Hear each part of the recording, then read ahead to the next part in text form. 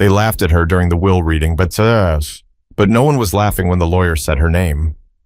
It started with a silence so heavy you could almost hear it, the kind that makes your chest tighten before anyone even says a word.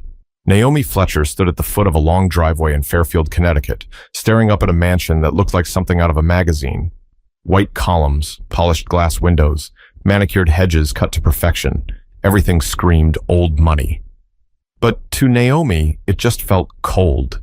She adjusted the strap of her small purse and took a deep breath. She'd never been here before, never even met most of the people waiting inside, but it didn't matter. Her mother had begged her to come, said her grandfather would have wanted it. Naomi's mother, Renee, had passed away 2 years earlier, and this was all that was left of that side of the family. The side that never came around, never sent cards, never called. But now that her grandfather was gone, they all wanted to play family again. As she reached the front door, "Golly is ours up, y'all." She could already hear voices from inside. Laughter, glasses clinking, the low hum of people catching up like it was a reunion. She hesitated before pressing the doorbell. The door swung open almost instantly. A tall woman in her 40s looked Naomi up and down. Her name tag read, Catherine Dunley. "You must be Naomi, right?" she said, her voice polite but dry. "Yes, ma'am," Naomi replied softly. Well, everyone's already in the living room. Come in." Naomi stepped inside. The air smelled like lemon polish and perfume. Portraits lined the walls, paintings of serious-looking men in suits and women holding pearl necklaces. She could feel their eyes on her. The living room was massive, full of people dressed in black designer clothes. The moment Naomi entered, the laughter died down. Heads turned. Conversations paused mid-sentence. Someone whispered. Someone else snickered. Naomi didn't look up. She just kept walking, clutching the silver bracelet around her wrist, the one her grandfather had given her on her 9th birthday. "Always remember who you are," he'd told her. Those words were the only reason she'd found the courage to come today. She sat quietly at the far end of the couch. Everyone else, her uncles, cousins, and their spouses, stood in small clusters, whispering and watching. A few forced smiles, but mostly stares. A man with slick gray hair leaned over to his wife. "Did you know she was coming?" The woman shrugged. "I thought Renee's side wasn't invited." Naomi heard every word. Her face stayed calm, but her fingers traced the bracelet again and again. She felt like a stranger in a place that should have been family. Moments later, the lawyer, Mr. Benton, walked in, a short man in a navy suit carrying a leather folder. He smiled awkwardly. "All right, everyone. Thank you for coming. We'll begin in just a few minutes." The room quieted. Naomi's eyes drifted toward the large portrait above the fireplace. Her grandfather, Henry Fletcher, standing beside a classic black car, proud and tall. She remembered how he used to take her fishing when she was little, before her mother stopped bringing her around. She could almost hear his voice. "Don't let people tell you who you are, Naomi. Show them." But looking around now, surrounded by polished shoes and fake smiles, she wondered if he'd really want her here. Catherine sat nearby, crossing her legs.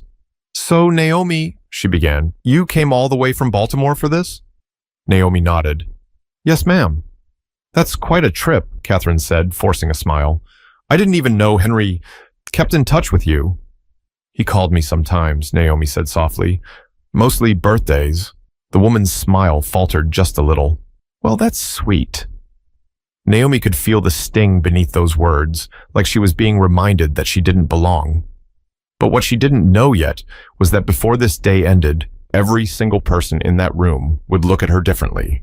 The moment the lawyer stepped out of the room to grab a few documents, the tension cracked open. What had been quiet politeness turned into low murmurs and judgmental glances.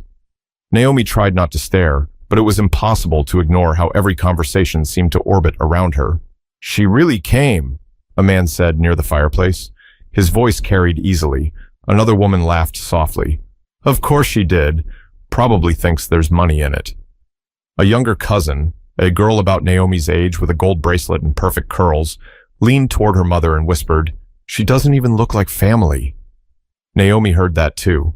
She shifted in her seat, pretending to check her phone, but her hand trembled. Catherine's husband, Douglas, poured himself a drink and said to no one in particular, "You know, Henry always had a soft spot for lost causes." The room chuckled quietly.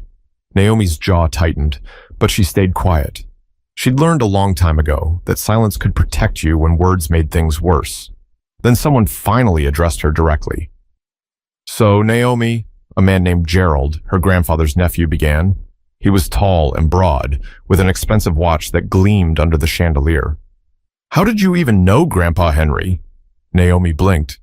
"He was my grandfather." Gerald smirked. "Right, but I mean, did you ever actually spend time with him?" "We never saw you around." Naomi's voice was soft but steady. "When I was younger, yes. He used to visit my mom before she passed. Renee, right?" he said, snapping his fingers like he was recalling an old memory. "Yeah, she was different." The way he said different felt heavy. Naomi's chest tightened again. Douglas let out a low whistle. "Well, I'll tell you what, Henry must have been feeling generous. I can't imagine what he'd leave behind for a stranger," that drew another round of quiet laughter. Naomi swallowed hard. "I'm not a stranger." Her voice surprised even her, firm, clear. Catherine's eyes flicked toward her, brows raised. "No one said you were, dear." "Yes, you did," Naomi replied, meeting her gaze. For a moment, the room went silent again. The air shifted. Gerald cleared his throat, pretending to rearrange his tie. Just then, the lawyer came back, saving Naomi from the thick silence. He carried a stack of papers and a sealed envelope. "All right, folks," he said, his voice light. "Let's get started, shall we?" Everyone straightened up, pretending they hadn't just been gossiping.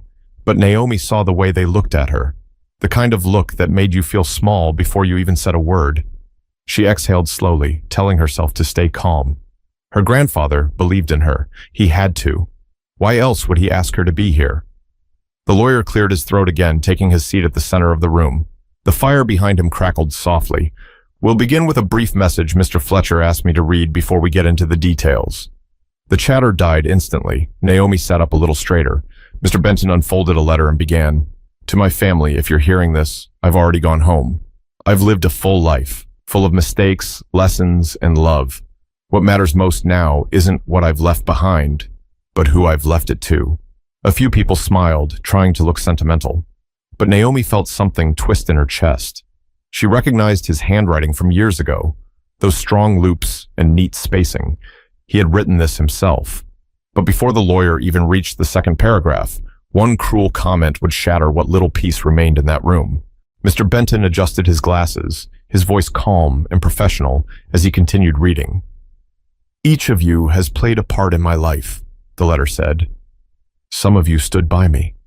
Some of you drifted away. But there's one person who reminded me what it means to love without condition. Someone who never asked for anything, yet gave me peace when I needed it most." The room went still. Naomi felt her throat tighten. She knew who he meant, but she didn't want to believe it yet. Gerald leaned forward, half smiling. "Well, I think we all know who that's about," he muttered. His wife chuckled quietly. "Probably you, dear." "Maybe," he said, smirking. Mr. Benton looked up for a moment. "Please, folks. Let's keep comments to ourselves until the end." He cleared his throat again and moved to the official part of the will. Henry Fletcher's assets include his residence here in Fairfield, several acres of land in Vermont, and his company shares in Fletcher Auto Works, valued at approximately $3.2 million. Eyes widened across the room. Even Naomi felt her stomach drop at the number. Douglas leaned toward Catherine and whispered, "I told you it'd be big." Catherine's smile didn't fade. "Let's see where it goes." The lawyer continued. "To my nephews Gerald and Douglas, I leave each a collection of family heirlooms and my grandfather's gold watch, which I know they admired. To Catherine Dunley, I leave a donation in her name to the Fairfield Public Library." Catherine blinked. "A donation?" she whispered. "In my name?" Douglas bit back a laugh. Mr. Benton shuffled a few pages. "To my close friend, Reverend Miles Turner, I leave $10,000 to continue his community programs." The lawyer paused again, scanning the final section. "And lastly," Naomi could feel every pair of eyes slide toward her. Her palms grew sweaty. Mr. Benton glanced up briefly, as if weighing how to say the next words. "The remainder of the estate, including the Fairfield property, land, financial assets, and business holdings, shall be transferred to—" Before he could finish, Gerald scoffed loudly. "Let me guess." His dog? Laughter broke through the tension. Even the lawyer hesitated. Naomi kept her eyes fixed on the table, heart pounding in her ears. Mr. Benton raised his voice slightly. "Shall be transferred to Naomi Fletcher." The laughter stopped instantly. The silence that followed was heavy enough to fill the entire room. Catherine blinked. I'm sorry, what did you say?" He repeated it word for word. Henry Fletcher's sole heir to the remainder of his estate is his granddaughter, Naomi Fletcher. Naomi's mouth fell open, just slightly. She didn't move, didn't speak. Gerald was the first to break. "You've got to be kidding me." Douglas slammed his glass down. "That can't be right." Catherine looked at her husband, panic spreading across her face. "There's no way Henry would do that." "No way." Mr. Benton remained calm. "I assure you, this was his final and legally verified will, signed and witnessed 8 months ago." Naomi finally lifted her head. Her heartbeat thudded in her ears. "He left it all to me," she said quietly. "Yes," Mr. Benton said. "Everything." The air seemed to disappear from the room. Naomi could see the fury in their faces, the disbelief, the jealousy. Gerald stood abruptly. "This is ridiculous." He didn't even know her like that. "He did," Naomi said suddenly, surprising herself again. Her voice wasn't loud, but it cut through the noise. "He called me every year. He checked on me when my mom got sick. He remembered me when nobody else did." The room was silent. No one dared to move. Douglas muttered under his breath, "Unbelievable. We spend years caring for him, and she waltzes in from nowhere and gets it all." Mr. Benton closed the folder carefully. This was Henry's choice. His words were clear. Catherine crossed her arms tightly. "Well, I don't believe it. I'll contest it if I have to." Naomi didn't respond. Her hands were trembling again, but this time it wasn't fear, it was shock. Her grandfather had trusted her, above all of them. But before she could even process that truth, the real ugliness in that room was about to surface. And this time, it would be directed straight at her. The words, "She gets everything," echoed through the room like an alarm no one could shut off. Catherine was the first to move. She stood up so fast her chair scraped the hardwood floor. "This is absurd," she said, her voice trembling. "Henry wasn't in his right mind when he signed that paper." "He must have been confused," Mr. Benton shook his head. His doctor confirmed full mental clarity at the time. Everything was recorded. "Well, maybe he was pressured," she shot back, eyes narrowing on Naomi. Naomi's stomach twisted. "Pressured? By who?" Catherine folded her arms. "Oh, I don't know. Maybe by someone who realized being his little phone buddy could turn into a payday." A few people gasped softly. Naomi blinked, stunned. "I never asked him for anything," she said. "Not once." Gerald let out a short, bitter laugh. "Sure. People like you always say that. People like me?" she repeated. He hesitated, but didn't back down. "You show up after years of silence, and now you're walking out of here a millionaire. You tell me what that looks like." Naomi could feel the heat rising in her chest. "It looks like he trusted me." That's all Douglas scoffed. "Trust? Please. He built this empire from nothing, and you think he'd hand it all to some girl who barely knew him?" "I knew him," she snapped back, her voice cracking slightly. "He used to call me his little storm. He said I reminded him of himself when he was young, quiet but strong. You wouldn't know that, because none of you ever listened to him unless money was involved." The room went dead silent. Catherine clenched her jaw. "You're being disrespectful." "No," Naomi said firmly. "I'm being honest." Douglas pointed at the lawyer. "I want to see that will myself. There's no way she's getting all of it." "Maybe there's a mistake," Mr. Benton sighed. "There's no mistake, sir. I drafted it myself." Gerald laughed bitterly. "Unbelievable. All those years we spent helping him with the business, running errands, keeping his estate in shape. And she gets to sit back and take the reward?" Naomi looked around the room, at all the angry faces twisted by greed and disbelief. "You didn't do those things for him," she said quietly. "You did them for what you thought he'd give you." Catherine stepped closer, her heels clicking against the floor. "You listen to me, young lady," she hissed. "That money doesn't belong to you. It belongs to this family." Naomi's voice didn't waver. I am his family. For a moment, Catherine didn't speak. Her face flushed red, and she turned away sharply, muttering, "This is ridiculous." I refused to sit here and watch the circus. Douglas followed her, but Gerald stayed, his stare heavy and full of bitterness. "You'll regret this," he said under his breath. "You think that money will make you one of us?" "It won't. It never will." Naomi didn't flinch. "Good," she said softly. "I don't want to be one of you." The words hung in the air like smoke. Gerald's jaw tightened before he turned and stormed off toward the hallway. Naomi sank back into her seat, her hands shaking slightly. She wasn't sure whether to cry or run. The lawyer approached quietly and placed a hand on the table. "Miss Fletcher," he said gently, "you don't need to stay any longer. Everything will be handled through me." She nodded slowly, her voice barely a whisper. "Thank you." She could feel dozens of eyes on her as she stood, none of them with kindness. Some were angry, others calculating, and one or two looked like they might actually pity her. But Naomi didn't need their pity. She turned toward the door, the silver bracelet glinting under the chandelier's light. For the first time, she realized what her grandfather had done. He'd given her more than money. He'd given her freedom. But just when she thought it was over, one last person stopped her, someone who wasn't ready to let her leave quietly. Naomi had barely reached the foyer when a voice called after her, "Naomi!" "Wait." She turned to see Gerald striding toward her, face tight, eyes sharp. The lawyer stayed behind, pretending to check his papers, but everyone else had fallen silent, watching.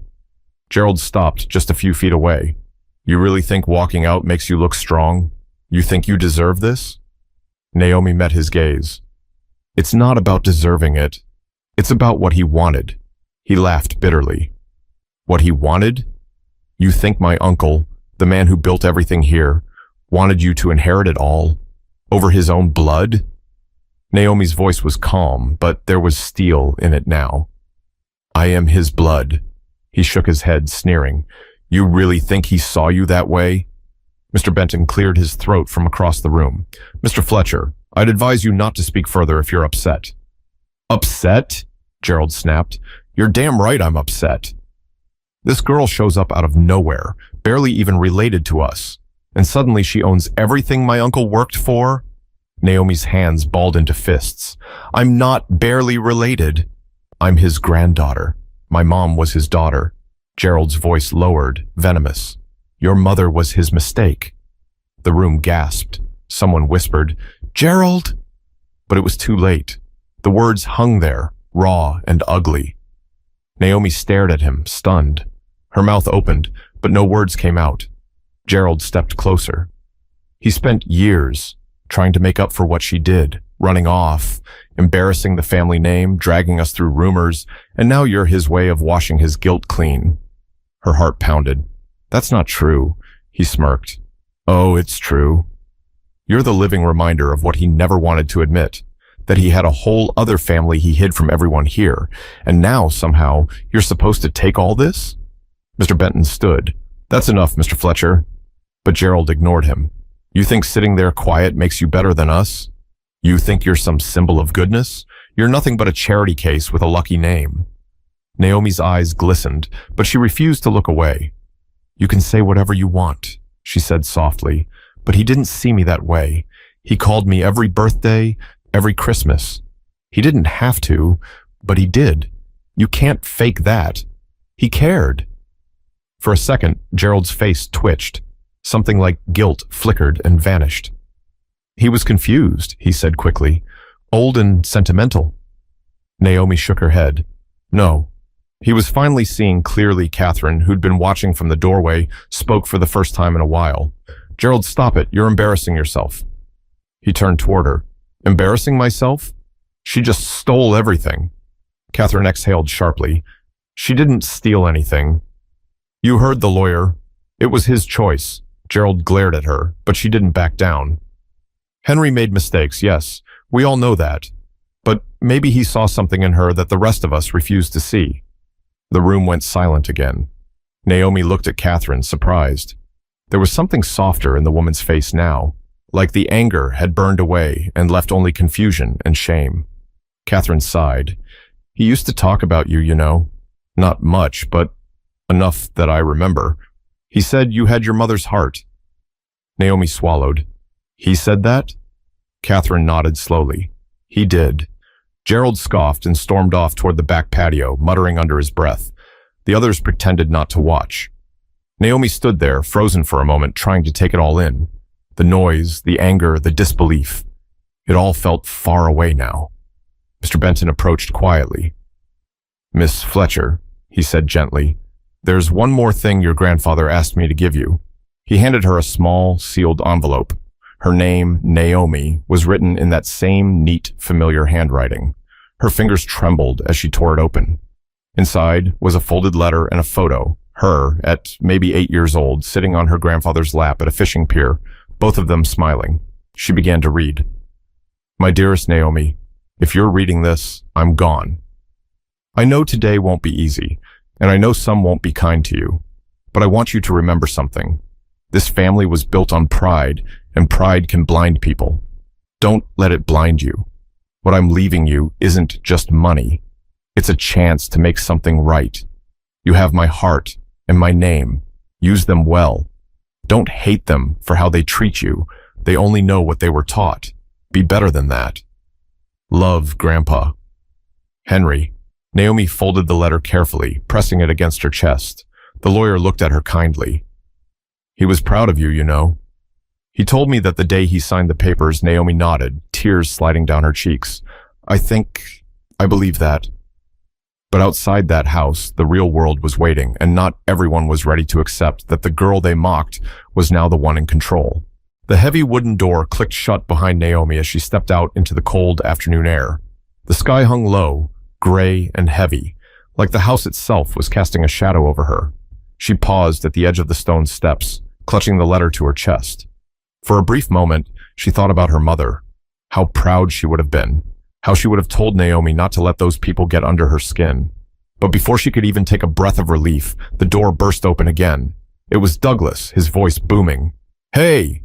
Naomi turned slowly. He was followed by Catherine, her arms crossed tight over her chest. Behind them, Gerald lingered near the doorway, pacing like a man about to explode. Douglas walked down the steps toward her. You think this is over? He said. You think you can just walk away with everything and leave us standing here? Naomi frowned. I didn't take anything from you. You took everything, he snapped. That land, the house, the company, everything Henry built with his family. Naomi took a step back, her voice calm but firm. He was my family too. Barely, Douglas spat. Your mother walked out on him, remember? Left him humiliated. And now her daughter gets to wear the crown? Catherine stepped forward. Douglas, stop. No, he said, eyes burning. She needs to hear it. She thinks that bracelet makes her part of us. That's a piece of silver, not a bloodline. Naomi swallowed hard. I didn't ask for any of this. Douglas shook his head, laughing bitterly. Oh, you don't have to ask. People like you never do. You just wait for someone else to hand it to you. Naomi's voice rose suddenly. People like me? You mean someone who wasn't invited until money was involved? Someone who didn't fit your picture of what this family's supposed to look like? Douglas froze, his jaw tight. The silence between them said what no one else wanted to admit. Catherine finally spoke again, her tone quieter this time. Douglas, that's enough. You're making it worse. Naomi turned to leave, but Catherine's voice stopped her. Naomi. Naomi hesitated, glancing over her shoulder. Catherine took a slow breath. I'm sorry for what was said in there, for what we said. You didn't deserve that. Douglas looked at her like she'd lost her mind. Catherine, don't, she snapped. Henry trusted her. That means something. For the first time, Naomi saw sincerity in Catherine's face. Not pity, understanding. Naomi nodded slightly. Thank you, she said softly. Catherine stepped closer. I don't expect forgiveness. But if you ever need help managing the estate or the company, I can show you where things are. Henry would have wanted someone to guide you. Naomi looked at her for a long moment. Maybe, but I think he wanted me to figure it out on my own first. Catherine smiled faintly. He always did like to test people. Douglas huffed, muttering under his breath as he walked away. Gerald still stood in the doorway, arms folded, watching everything like a storm cloud that hadn't moved on yet. As Naomi turned to head down the driveway, she heard him call out, "You think you've won, don't you?" She stopped but didn't turn around. Gerald's voice echoed, "You'll see. That money won't make anyone love you. It won't fill the space your mother left. It'll just make people come around for all the wrong reasons." Naomi closed her eyes. "Then I guess I'll just have to be careful who I let close." And with that, she walked away. Her boots crunched against the gravel as she reached the gate, her heart heavy but steady. The world beyond the mansion felt different now. It wasn't brighter, but it was hers. A car honked softly, snapping her out of her thoughts. It was Mr. Benton, pulling up beside her. He rolled down the window. "Need a ride back to the station?"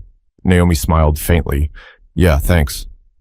As the car drove off, she watched the estate disappear in the rearview mirror. The pillars, the walls, the people, they all grew smaller until they were gone. Mr. Benton glanced at her. "You handled yourself well in there. Not many people your age could have." Naomi shrugged slightly. "I just, didn't want to give them what they wanted." "And what's that?" he asked. "For me to break," she said quietly. He nodded. "Your grandfather would have been proud." Naomi smiled faintly, staring out the window as raindrops began to hit the glass. "I think he already was." But even with the weight lifted, Naomi knew the hardest part wasn't behind her. It was what came next. What she'd do with everything he left her, and whether she could prove she was worthy of the faith he'd placed in her. 2 weeks later, Naomi stood on the front steps of the same mansion. Only this time, it was quiet. The whispers, the anger, the laughter that once filled the halls had all faded. The estate was hers now, legally transferred and signed. Every key, every deed, every share of Fletcher Auto Works belonged to her. But it didn't feel like victory. It felt like responsibility. She turned the old brass key in her hand, staring at the engraved initials, H. Her grandfather's touch was still everywhere. His books in the study, his worn leather chair by the window, his scent faintly clinging to the hallways. Inside, sunlight spilled across the polished floors. For the first time, Naomi walked through the rooms without anyone watching her. No eyes judging, no whispers waiting to trip her up. Just quiet. She wandered through the house slowly, past the framed newspaper clippings of her grandfather, shaking hands with city officials, past the grand piano her mother used to play when she was a teenager, past the photo wall where Henry's life had been frozen in time, each smile, each milestone. She stopped in front of one picture in particular, her mother Renee, standing beside her father at a picnic, holding baby Naomi. Her grandfather stood in the background, not smiling, but watching, like a man who wanted to be close, but didn't know how. Naomi touched the glass. "You did your best, didn't you?" she whispered. The house was silent, but in that silence, she felt him, the warmth of his memory. Downstairs, Mr. Benton waited with a small folder. "All the transfers are done," he said kindly. "You're officially the owner now." Naomi smiled politely. "Thank you." He hesitated. "You planning to live here?" Naomi looked around the enormous space. "Maybe not. Not yet." He nodded. "Fair. A house this big can feel empty when you're alone." "Yeah," she said quietly. "It already does." He handed her one more envelope before leaving. "This was found in the study drawer. It's addressed to you." After he left, Naomi sat down at the large oak table and opened it. Inside was a note written in her grandfather's familiar handwriting. "Naomi, if you've come this far, I know you've seen the worst of them, and maybe the best too. Don't let this house turn into another cage. Use what I've given you to build something real, something that helps others the way you helped me remember who I was. I trust you, Grandpa." Naomi let out a shaky laugh. "Always leaving me puzzles, huh?" She walked out onto the porch, the wind moving through the trees. The long driveway that had once felt like a walk of shame now looked like a path to something new. Her phone buzzed. It was Catherine. Naomi hesitated before answering. "Hello?" Catherine's voice was calm. "I just wanted to check in. Make sure you're doing all right." "I'm okay," Naomi said, still trying to figure out what comes next. "Well," Catherine said softly, "if you ever need advice or company, I'm around. Maybe we can start over." Naomi smiled faintly. "I'd like that." They talked for a few more minutes, awkward at first, but genuine. When Naomi hung up, she sat there a while longer, letting the breeze wash over her. The bracelet on her wrist gleamed in the sunlight. That small piece of silver had outlasted the whispers, the anger, and the greed. It was more than jewelry now. It was a reminder that she'd survived something that was meant to break her. She stood, tucking her grandfather's letter into her jacket pocket. "All right, Grandpa," she whispered. "Let's see what I can make of this." Then she turned toward the road, her steps steady, her head high. But as she walked away, she didn't carry the weight of wealth or guilt, just a quiet promise to honor what he'd seen in her all along, strength, grace, and the courage to begin again. Weeks later, the mansion no longer felt like a battlefield. It had turned into something quieter, a place of memories instead of resentment. Naomi had cleared out most of her grandfather's old belongings, donating many to charity. The air inside was lighter now, like the house itself could finally breathe again. In his old study, she'd turned the desk into her own workspace.